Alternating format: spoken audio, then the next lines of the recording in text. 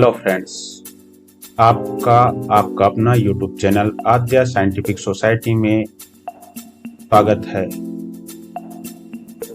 In last session we have study about law of constant composition और law of definite proportional. हमने पिछले session में स्थिर संगठन या निश्चित अनुपात के नियम के बारे में पढ़ा था, जिसे जोसेफ प्राउस्ट ने दिया था। इस नियम पे हमने देखा कि जो केमिकल कंपाउंड्स बनते हैं उसका एलिमेंट्स एक निश्चित प्रोपोर्शनल या कांस्टेंट कंपोजिशंस में होता है, जिसमें एग्जांपल में हम लोग देखे थे वाटर H2O जो हाइड्रोजन और ऑक्सीजन से मिलकर बना होता है, जिसमें हाइड्रोजन के दो एलिमेंट्स और ऑक्सीजन के एक एलिमेंट्स मिलकर एक कंपाउंड बनाते हैं जिसको वाटर कहते हैं।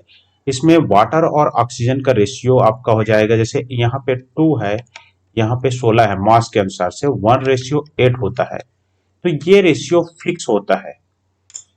आज हम पढ़ेंगे लॉ ऑफ मल्टीपल प्रोपोर्शनल अर्थात गुणित अनुपात के नियम। ये शब्द याद रखिए, मल्टीपल प्रोपोर्शनल या गुणित अनुपात का नियम, क्योंकि इन्हीं शब्दों पे पूरा डिफिनेशन इसका आधारित है।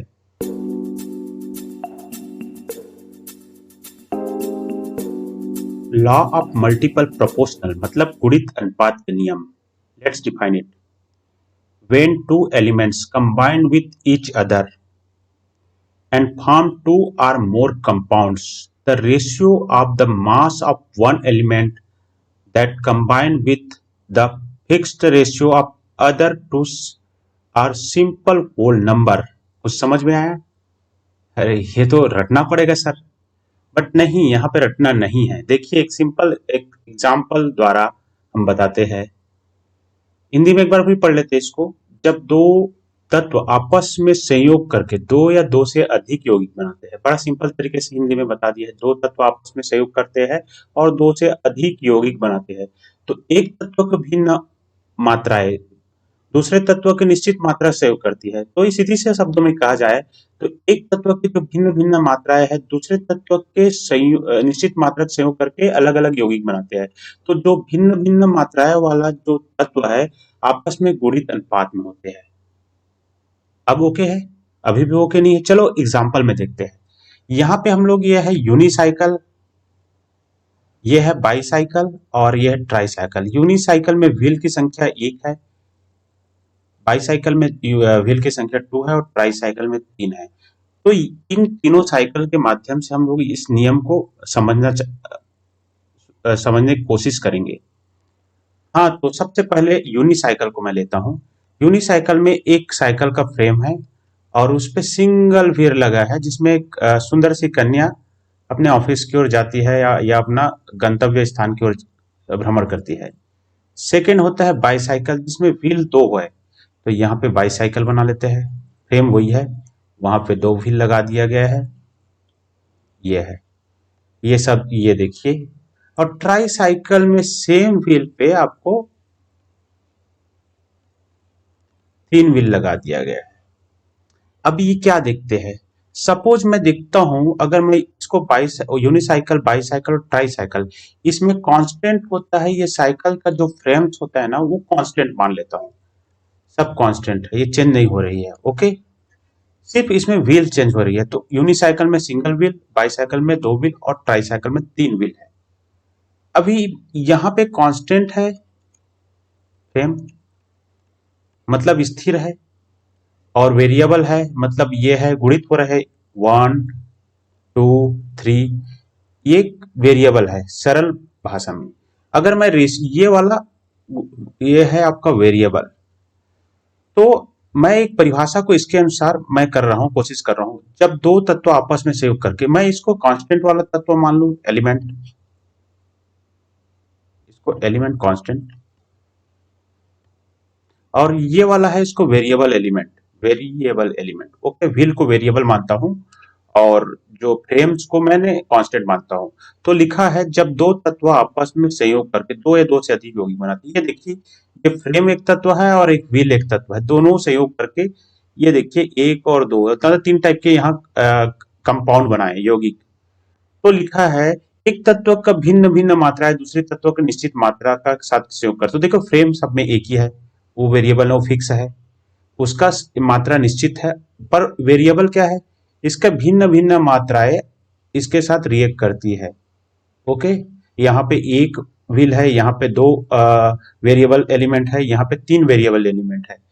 अब बोला गया है जो वेरिएबल एलिमेंट होते हैं आपस में गुणित अनुपात में होते हैं, आपस में सिंपल होल नंबर के रूप में होते हैं। तो देखिए मैं अगर बोलूंगा यहाँ पे एक व्हील है 1:2, यहाँ पे रेशियो 3, इसको बोलते हैं गुणित अनुपात के नियम। ओके, मतलब ये होल नंबर के रेशियो में रहेंगे। एक सिंपल सी डिफिनेशन मैंने इसको एक्सप्लेन किया है यूनिसाइकिल, बाईसाइकिल और ट्राईसाइकिल के एग्जांपल द्वारा, जिसको आपको याद रखने में आसानी हो।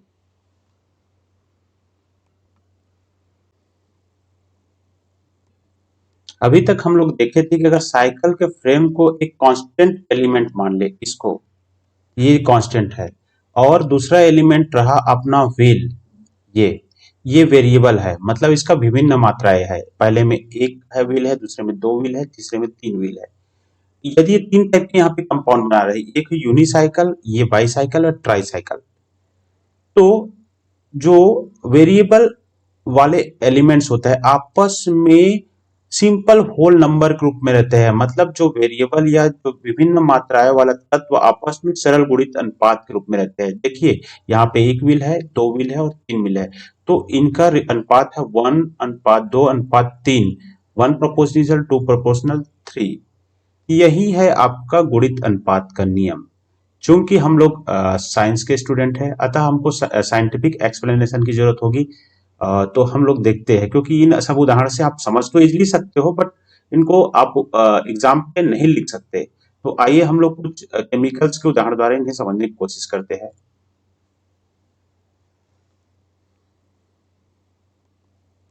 पहला हम लोग केमिकल लेते हैं, आप लोग फेमिलियर होंगे, कार्बन, सी। और दूसरा केमिकल लेते हैं ऑक्सीजन, ओ। तो पहला ये कार्बन और ऑक्सीजन मिलके दो तत्व, दो कंपाउंड्स बनाते हैं। पहला होता है इनकम्प्लीट ऑक्सीडेशन, मतलब जहां ऑक्सीजन की कमी हो तो ये बना लेता है कार्बन मोनोऑक्साइड। इनकम्प्लीट ऑक्सीडेशन मतलब अपूर्ण ऑक्सीडेशन, मतलब ऑक्सीजन की कमी हो तो ये कार्बन मोनोऑक्साइड बनाता है। यही जो है कार्बन होता है, जब ऑक्सीजन पूर्ण रूप से उपलब्ध हो तो यही बना देता है कार्बन डाइऑक्साइड, CO2। तो यहाँ पे देखिए, यहाँ पे फिक्स जो तत्व है, फिक्स किसका रेशियो है, आपका यहाँ पे कार्बन का जो मास है फिक्स है, कार्बन का एक एक एटम है, और ऑक्सीजन यहाँ वेरिएबल है, यहाँ पे एक एटम ऑक्सीजन का है और दूसरे में दो एटम है। ओके, तो यहाँ पे दो प्रकार के कंपाउंड बनाए हैं, कार्बन मोनोऑक्साइड और कार्बन डाइऑक्साइड। तो इसको हम लोग ऐसे एक्सप्लेन कर सकते हैं, जब दो तत्व आपस में सहयोग करते हैं, यहाँ पे कार्बन और ऑक्सीजन आपस में सहयोग करते हैं, एक से दो से अधिक यौगिक बनाते हैं, तो दो से अधिक यौगिक बना है कार्बन मोनोऑक्साइड और कार्बन डाइऑक्साइड। तो एक तत्व के विभिन्न मात्राएं, देखो ऑक्सीजन की यहाँ मात्रा भिन्न होती है, दूसरे तत्व की निश्चित मात्रा के साथ सहयोग करती है। यहाँ पे कार्बन की मात्रा निश्चित है, जो ऑक्सीजन की मात्रा भिन्न है। तो जो भिन्न मात्रा वाले तत्व होते हैं आपस में गुणित अनुपात के होते हैं, तो ये वाला गुणित अनुपात में होना चाहिए। तो देखिए एग्जांपल देता हूं, अभी यहाँ पे भिन्न वाला तत्व कौन है, ऑक्सीजन है यहाँ पे। तो यहाँ पे देखते पहले वाले, ये पहला केस है और दूसरा केस है। पहले वाले केस में देखते हैं ऑक्सीजन का एटॉमिक मास होता है 16, तो पहले में एक ऑक्सीजन है, सेकेंड में दो ऑक्सीजन है, तो 16 × 2 32। इसका रेशियो क्या हो जाएगा, 1:2।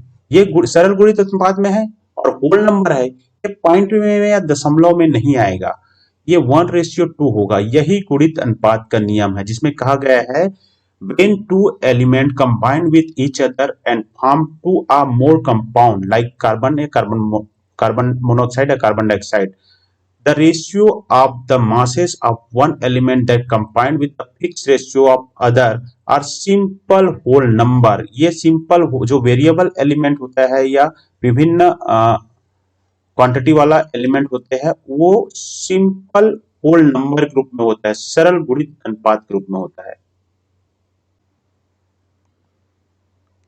चलिए हम एक और एग्जाम्पल ले लेते हैं। इस एग्जाम्पल में और इसको प्रूव करने की कोशिश करेंगे। सपोज यहाँ पे एग्जाम्पल में मैं लेता हूँ हाइड्रोजन और ऑक्सीजन। यहाँ दो एलिमेंट लिया हूँ। हाइड्रोजन और ऑक्सीजन संयोग करके इस पहले हाइड्रोजन H2 प्लस O2 संयोग करके पहला हाइड्रोजन परऑक्साइड बनाते हैं H2O2। इसको बोलते हैं हाइड्रोजन परऑक्साइड। Hydrogen peroxide. और यही फिर एक अनुपात में हाइड्रोजन और ऑक्सीजन जब एक एटम हो तो उससे रिएक्ट करके H2O बनाती है। डाई हाइड्रोजन ऑक्साइड या वाटर बोला जाता है इसको। यहां पे देखिए, यहां पे आपका फिक्स क्या है? फिक्स हाइड्रोजन है, दोनों में दो दो एटम है ऑक्सीजन, ये तो फिक्स हो गया। वेरिएबल है यहाँ पे ऑक्सीजन है, और दो टाइप के कंपाउंड बना रहे हैं। एक होता है हाइड्रोजन परऑक्साइड, दूसरा है आपका डाई हाइड्रोजन ऑक्साइड या वाटर। तो बोला गया है गुणित अनुपात के नियम या लॉ ऑफ मल्टीपल प्रोपोर्शनल, जो वेरिएबल एलिमेंट्स होते हैं जो विभिन्न मात्राओं में आपस में सेव करते हैं, वो भी आपस में सिंपल होल नंबर के रूप में रहते हैं। तो यहाँ पे देखिए ऑक्सीजन का मॉलिक्यूलर मास होता है 16। तो पहले केस में देते हैं, केस 1 दे देते हैं, और ये केस 2। केस 1 में ऑक्सीजन का मॉलिक्यूलर मास 16 होता है, दो ऑक्सीजन है, तो यहाँ पे हो जाएगा ऑक्सीजन होता है 32। ओके, नीचे वाले में देखिए यहाँ पे 16 है, ये रह जाए 2:1, सॉरी 2:1 बोल सकते हो, या 1:2। मतलब ये भी सरल गुणित अनुपात में है, ये भी पॉइंटेड या दशमलव में नहीं है। तो इस प्रकार इस उदाहरण से भी आप लॉ ऑफ मल्टीपल प्रोपोर्शनल या गुणित अनुपात को सिद्ध कर सकते हो।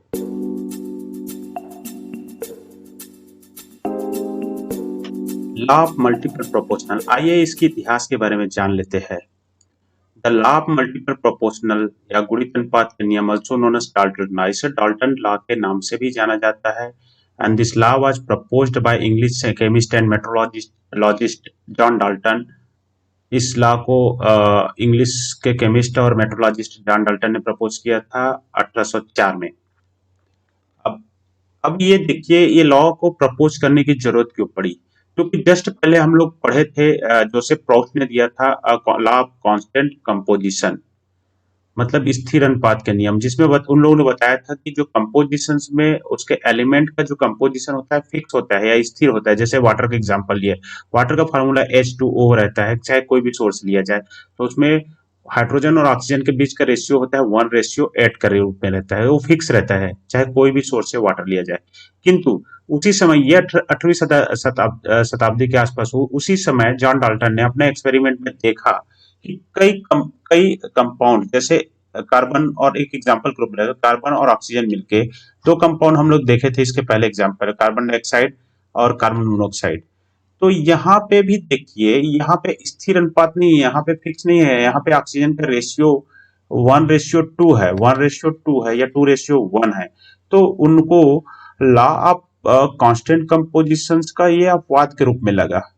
तो उन्होंने ये लॉ ऑफ मल्टीपल प्रोपोर्शनल या गुणित अनुपात के नियम को प्रपोज किया। क्योंकि केमिस्ट्री सब्जेक्ट अपवाद का रहता है, आपको एक एग्जांपल का भी कुछ अपवाद मिलेंगे, बट उसको साइंटिफिकली आप प्रूव कर सकते हो।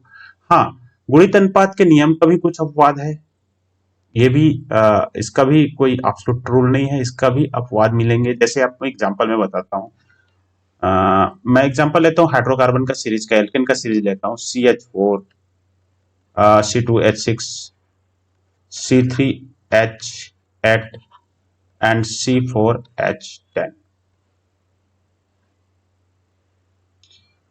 गुणित अनुपात का क्या बोलते हैं कि एक कंपाउंड, एक एलिमेंट फिक्स रहता है, बट यहाँ पे देखिए कोई भी एलिमेंट फिक्स नहीं है। यहाँ पे देखिए कार्बन 1 है, यहाँ पे 2 है, 3 है, 4 है, मतलब कार्बन भी सक्सेसिव ऑर्डर में बढ़ रहा है। और ऑक्सीजन का देखिए, पहले में 4 है, दूसरे में 6 हो गया, तीसरे में 8 और चौथे में 10। इसको मैं रेशियो में लिखूंगा 4, 6, 8 और 10। अगर मैं बोलूँ इसको 2, 3, 4, 5। तो रेशियो देखिए, कोई रेशियो यहाँ पे और रखेंगे तो 1, इसको आधा करेंगे तो 1.5 हो जाएगा, फिर इसको करेंगे 2 और ये 2.5 हो जाएगा। तो ये जो प्रपोजिशन होता है ये आपको इसको ये गुणित अनुपात या गुणित अनुपात के रूप में नहीं है, इसको ये दशमलव में आ रहा है, पॉइंटेड आ रहा है, ये फुल नंबर या नहीं है, पूर्णांक अंक नहीं है। तो ये भी इसका एक अपवाद है। केमिस्ट्री सब्जेक्ट अपवाद का ही सब्जेक्ट है और अपवाद ही पढ़ने में मजा आता है। तो इसी के साथ आद्या साइंटिफिक सोसाइटी की ओर से मैं मनीष दो कश्यप आपको धन्यवाद देता हूँ। Please subscribe my channel. Thank you.